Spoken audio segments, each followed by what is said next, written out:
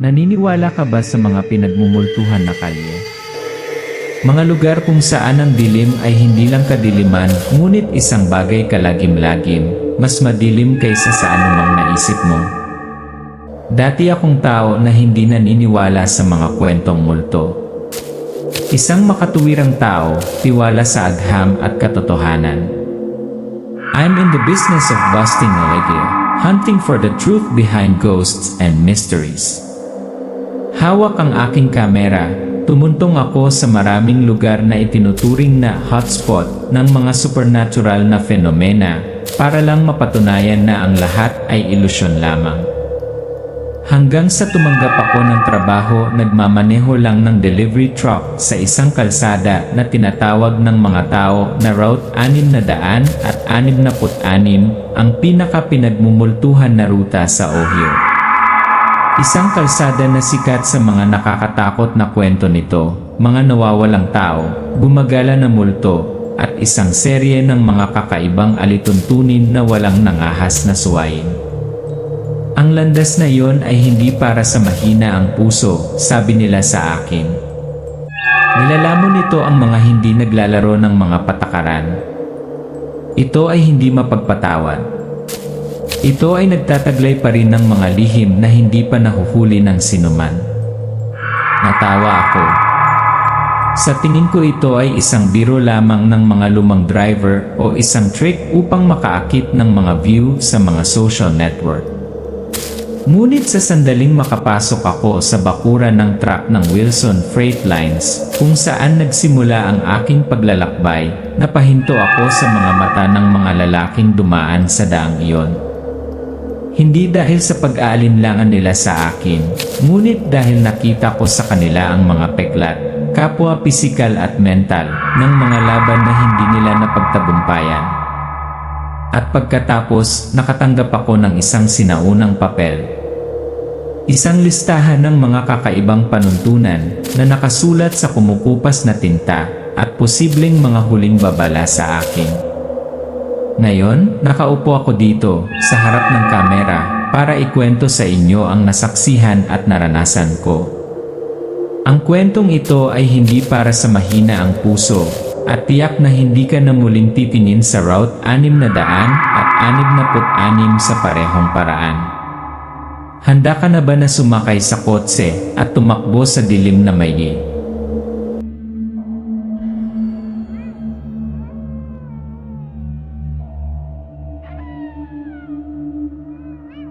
Ako si Riley Carter, isang taong dating lubos na naniniwala sa agham, katwiran at katotohanan. Nagtatrabaho ako sa YouTube na dalubhasa sa pagpapawalang bisa sa mga kwentong multo, chismis, at mahiwagang kwentong hinabi mula sa imahinasyon ng tao. Para sa akin, lahat ay may paliwanag mula sa mga multo hanggang sa kakaibang pag-iyak sa gabi. Maaari mo akong tawaging isang truth hunter o simpleng hindi mapamahiin na tao. Ngunit pagkatapos, isang araw, nakatanggap ako ng alok, isang simpleng trabaho, pagmamaneho ng isang delivery truck sa pinakasikat na kalsada ng Ohio, isang kalsada na tinatawag na Route 666. Isang kalsada na sinasabi ng mga tao na hindi para sa mga ordinaryong tao. Isang landas na puno ng kadiliman, misteryo at kamatayan. Wilson Freight Lines, kung saan ako nakarating isang malabo na hapon, habang kinulayan ng paglubog ng araw ang kalawang na bakuran ng truck ng ginintuang dilaw. Pinaandar ko ang aking maliit na lumang Honda sa gitna ng makintab na Chrome 18 wheeled monsters, nakatayo tulad ng hindi gumagalaw na mga hari ng bakuran ng kargamento. Ang pagkakaiba sa pagitan ko at sila ay kasing linaw ng liwanag at anino. Ang mga driver ay matanda na, ang kanilang mga mukha ay magaspang na parang tuyong balat, ang kanilang malalalim na mga mata ay puno ng hindi mabilang na mga kwentong walang salita. Sila ay tumingin sa akin na may hinala, ang mga mata ng mga taong naglakbay ng libu-libong milya ng pinakamadilim na kalsada na humarap sa sukdulang panganib. Isang matandang driver. Sa tingin mo ay makakalabas ka ng hindi nilalamon ng kalsadang iyon. Huwag mong pakialaman ang Route 666, hindi ka nito tao. Hindi nito pinapatawad ang mahina ang puso. Narinig ko ang mga babala, ang mga kakaibang kwento ng mga nawawalang driver, ang mga multo na gumagala sa tabing kalsada, ang mga madilim na gabing walang liwanag. Pero para sa akin, horror story lang iyon para takutin ang mga baguhan. Nandito ako para sa isang simpleng dahilan, US dollars 1,500 para sa 3 araw na pagmamaneho sa Route 666. Hindi ito malaking pera para sa iba, ngunit para sa akin, ito ang pagkakataon na gumawa ng isang magandang video, upang masira ang mga alamat, upang patunayan na ang lahat ng ito ay isang gawa-gawa. Pagkatapos ay nakilala ko si Hank, ang trip coordinator. Isang lalaking may mga mata na puno ng karanasan, na nakakita ng mga bagay na hindi ko maisip. Hindi siya gaanong nagsasalita, ngunit bawat salitang binibitawan niya ay mabigat sa bigat ng katotohanan. Inabot sa akin ni Hank ang isang lumang papel, na bahiran ng oras at nahawakan ng dose-dosenang mga driver na nauna sa kanya. Nakasulat doon ang 7 panuntunan ng kaligtasan para makatapak sa Route 666. Hank, sundin ang bawat salita dito. Gawin mo ito ng tama at mabubuhay ka. Basagin mo ito at hindi ka nababalik. Pinapulot ko ang papel, dinama ang bawat linya ng lumang sulat, kupas na ang tinta, ngunit matalas at nakakatakot ang nilalaman. Ang mga tuntunin ay hindi dapat biro. Sa sandaling iyon, alam ko ang isang bagay, ang aking paglalakbay ay hindi lamang isang paglalakbay sa kargamento. Papasok ako sa isang kwento kung saan ang bawat hakbang ay maaaring maging isang hakbang na palapit sa kamatayan. Madilim na mga ilaw sa kalye, umaandar ang makina ng truck at handang gumulong, silweta ng isang taong nagbabadya sa kadiliman. Ito ay simula pa lang. Sasabihin ko sa iyo bawat hakbang, bawat panuntunan, bawat multo na nakatagpo ko sa Route 666. Ang lumang papel na iyon ay higit pa sa isang listahan. Ito ay isang kontrata sa buhay at kamatayan. Bawat linya ay nagpapaalala sa mga naglalakas loob na tumuntong sa Route 666 ng presyong babayaran nila kapag hindi nila susundin. 7 Rules of Survival. Binabasa ng tagapagsalaysay ang bawat tuntunin na nagpapalit-palit ng mga paliwanag at damdamin. Maghintay hanggang 5 para mag-unload sa daungan. Ang dahilan? Siguro ito ang sandali sa pagitan ng kadiliman at liwanag, kung saan ang hangganan sa pagitan ng mundong ito at ng di nakikitang mundo ay pinakamanipis. Kung sino man ang magbaba ng mga paninda ng mas maaga, ay magigising sa mga bagay na hindi dapat gising. Huwag hayaan ang bilis ng sasakyan na bumaba sa ibaba 45 milya bawat oras. Ang bilang na iyon ay hindi nagkataon. Ang pagpapanatiling isang mataas na bilis ay ang tanging paraan upang maiwasang maipit sa kadiliman, upang maiwasan ang mga multo na makahabol. Huwag huminto para sa sinumang humihingi ng masasakyan. Ang mga hitchhikers dito ay hindi ordinaryong tao. Sila ay mga bitag na humahantong sa katapusan ng pagkawala. Kung ang radyo ay nagsimulang gumawa ng kakaibang ingay, patayin ito kaagad. Ito ang tanging paraan upang hindi gumagapang sa iyong isipan ang mga dayandang mula sa kabilang mundo, upang hindi ka maakit ng mga hindi nakikitang tawag. Kung may narinig kang tumawag sa iyong pangalan, dapat mong ulitin agad ang iyong buong pangalan.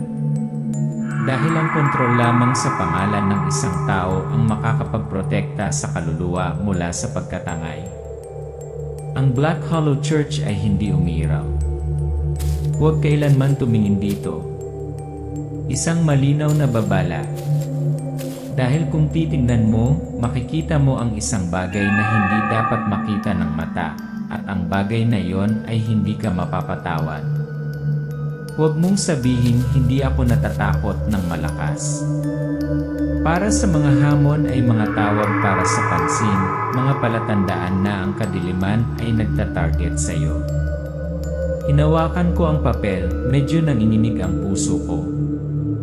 Baka pamahiin lang yon, pero hindi ako pinapansin ng mga mata ni Hank at sa seryosong boses niya.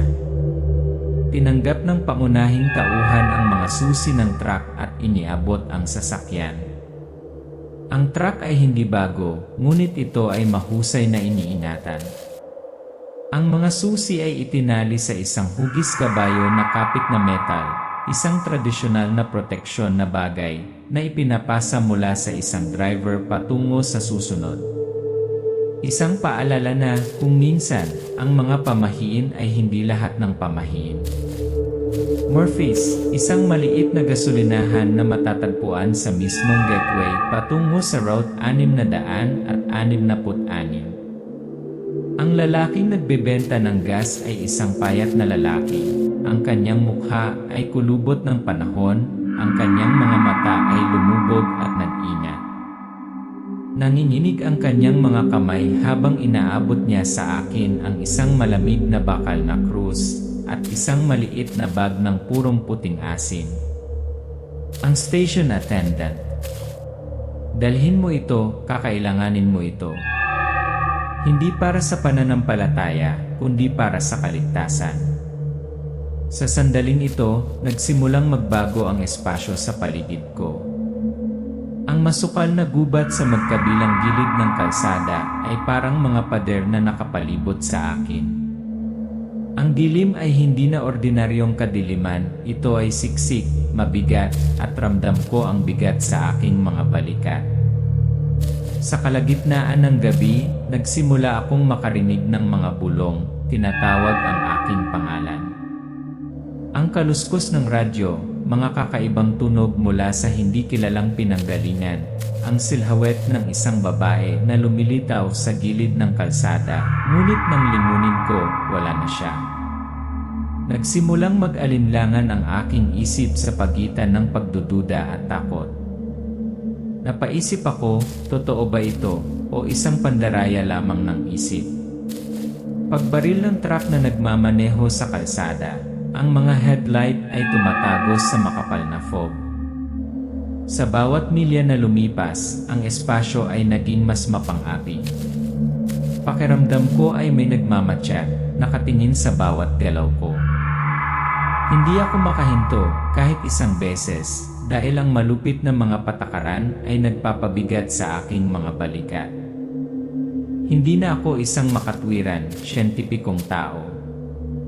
Nakatayo ako sa harap ng isang katotohanan na hindi ko maitatanggi, isang hindi nakikitang kaharian kung saan ang mga sinaunang tuntuning iyon ang tanging kalasag na tumutulong sa akin na mabuhay. Kakasimula pa lang ng aking paglalakbay. At ang mga nakakatakot na bagay ay nasa unahan pa rin.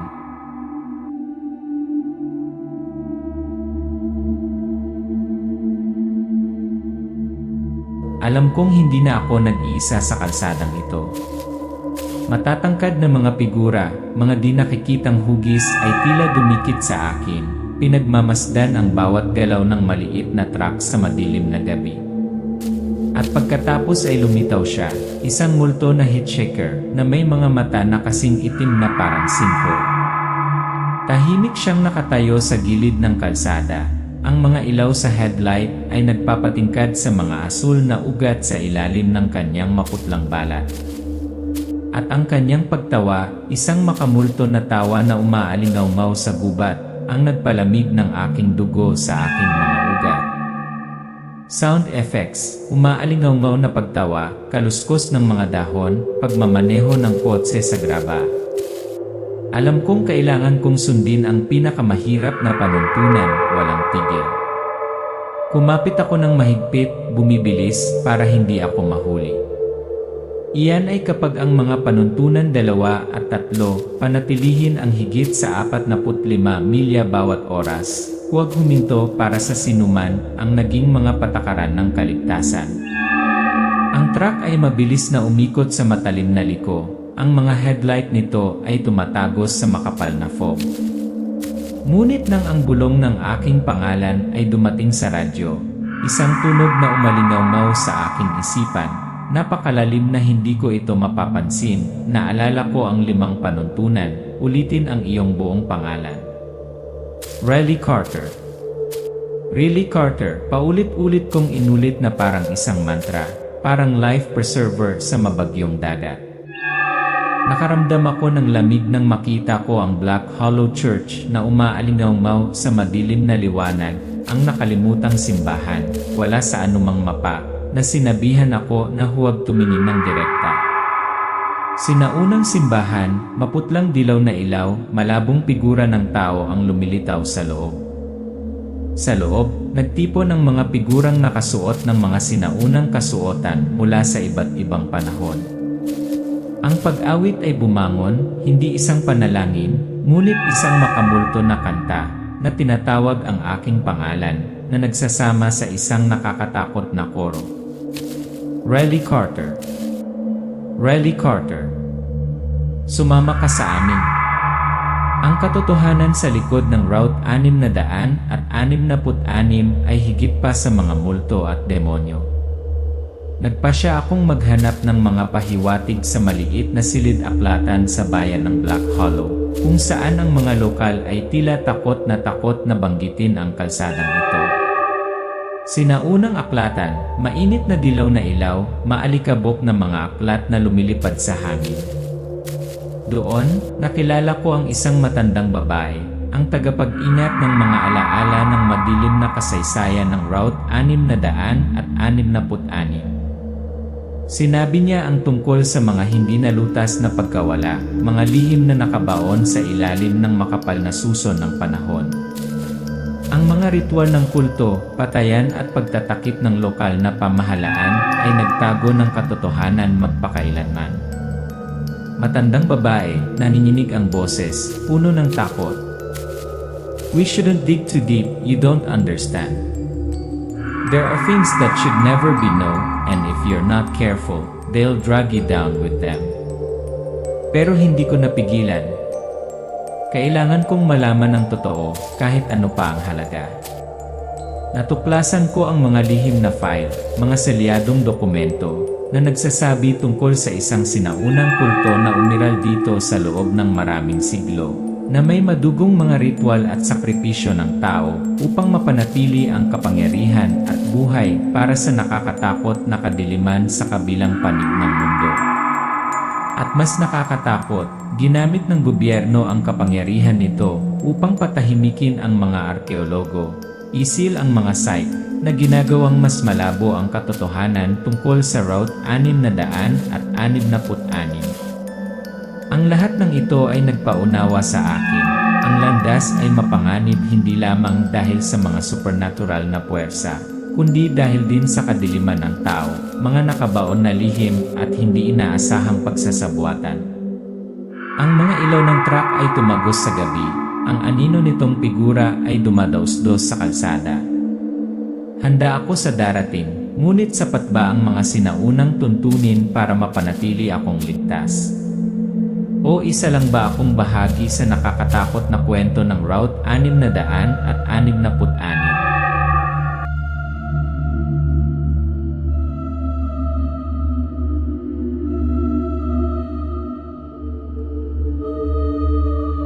Sa ikalawang gabi sa Route 666, ang dilim ay hindi lamang sa paligid, ngunit buhay na naroroon sa tabi ko.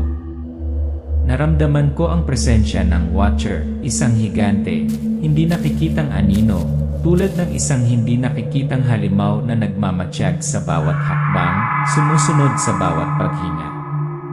Ang mental at pisikal na presyon ay tumitimbang ng napakabigat na ang aking puso ay halos tumigil sa pagtibok at ang bawat paghinga ay naging mas mabilis at mahirap kaysa dati. Sa kalagitnaan ng gabi, nakatagpo ako ng isang lalaki, sugatan, may dugo sa buong shirt. Ngunit ang nakakakilabot ay ang pagtakbo niya paralel sa truck, sa isang hindi kapani-paniwalang bilis na para bang hindi siya kabilang sa mundong ito. Bigla kong nakalimutan ang panuntunan ng hindi paghinto upang tulungan ang mga taong may problema. Isang segundo ng pag-aatubili, isang aksyon laban sa panuntunan, ay ang katapusan para sa marami pang iba bago sa akin. Tumakbo ang lalaki sa tabi ng kotse, kitang-kita sa headlights ang masakit niyang mukha pero walang buhay ang mga mata niya. Naramdaman ko ang isang di nakikitang puwersa na nakapaligid sa akin, na nagbabantang hihilahin ako sa kailaliman. Mabilis kong kinuha ang bag ng asin sa aking bulsa. Ikinalat ito sa paligid ng kotse at hinawakan ng mahigpit ang bakal na krus na dinala ko mula sa gasolinahan. Ang bawat sinaunang ritual ay inilapat. Ang bawat mahigpit na tuntunin ay natupad ng walang kabiguan. At sa kabutihang palad, ang mahinang liwanag ng asin at ang krus ay kumilos bilang isang di nakikitang kalasag na nagpoprotekta sa akin sa kakilakilabot na gabi. Noong madaling araw, bumalik ako sa parke ng truck kung saan ang lahat ay tila pareho, ngunit ang mga mata ng mga lumang driver ay iba. Alam nila na nagpalipas ako ng isang gabi na hindi katulad ng iba. Ang mga mata ng mga driver ay puno ng paggalang at takot. Nakatanggap ako ng mga imbitasyon upang ipagpatuloy ang paglalakbay na may doble o triple pa ang pera. Ngunit tumanggi ako. Ayokong ipagpatuloy ang paglalaro sa kamatayan. Ayokong maging bahagi ng kadilimang iyon. Binago ako ng Route 666. Mula sa isang di mananampalataya, ako ay naging isang taong nakakaunawa na may mga bagay na lampas sa katwiran, lampas sa agham. Pinapanatili ko ang bakal na krus hindi para manalangin, ngunit tandaan na may mga limitasyon na hindi dapat tawirin ng mga tao at may mga kadiliman hindi natin dapat hawakan. Gusto kong padalhan ka ng babala, huwag mong baliwalain ang mga patakaran. Huwag mong isipin na makakatakas ka sa hindi nakikitang kadiliman sa Route 666.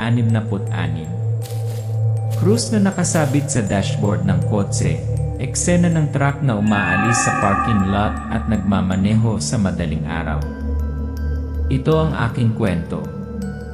Isang paglalakbay na nagturo sa akin na, sa buhay na ito, hindi lahat ay maipaliwanag ng siyensya. At hindi lahat ng kadiliman ay kadiliman lamang. Maglakas loob ka bang tumapak sa Route 666? Hindi ko gagawin.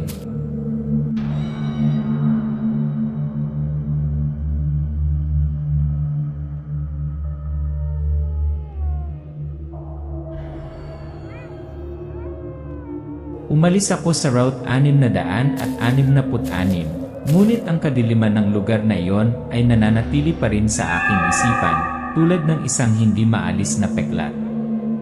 Ang mga imahe, ang mga tunog, ang patuloy na presyon, ay nagpaunawa sa akin na may mga bagay na lampas sa kontrol ng tao. Ang mga lihim ay inililibing ng malalim, hindi para ilantad kundi upang mabuhay. Inilalagay ng karakter ang bakal na krus sa mesa. Ang liwanag ng gabi ay sumisikat sa bintana. Iniingatan ko ang krus na ito, hindi dahil naniniwala ako sa mga himala, ngunit para ipaalala sa sarili ko ang mga limitasyon ng pag-unawa. Ito ay isang buhay na testamento sa paghaharap na aking tiniis, at isang paalala ng paggalang dahil sa hindi maipaliwanag. Tumanggi ako sa mga imbitasyon na bumalik. Tinanggihan ko ang mga kumikitang kontrata para pagsamantalahan ang mga multo sa Route 666. Gusto kong itago ang kwentong ito sa aking sarili, bilang isang mapanganib na sikreto na hindi maaaring abusuhin. Ang imahe ng Route 666 ay lumilitaw ng malabo at tahimik sa gabi. Kung sakaling nag-isip ka tungkol sa pag-alugad ng Route 666, huminto. Tandaan, hindi lahat ng katotohanan ay nagkakahalaga ng pag-alam at may mga patakaran na hindi maaaring labagin. At kung marinig mo ang iyong pangalan na tinatawag, mag-ingat dahil maaaring ito na ang iyong huling tawag. Salamat sa pakikinig sa aking kwento. Mag-ingat sa paghakbang mo sa kadiliman dahil may mga landas hindi para sa ating lahat.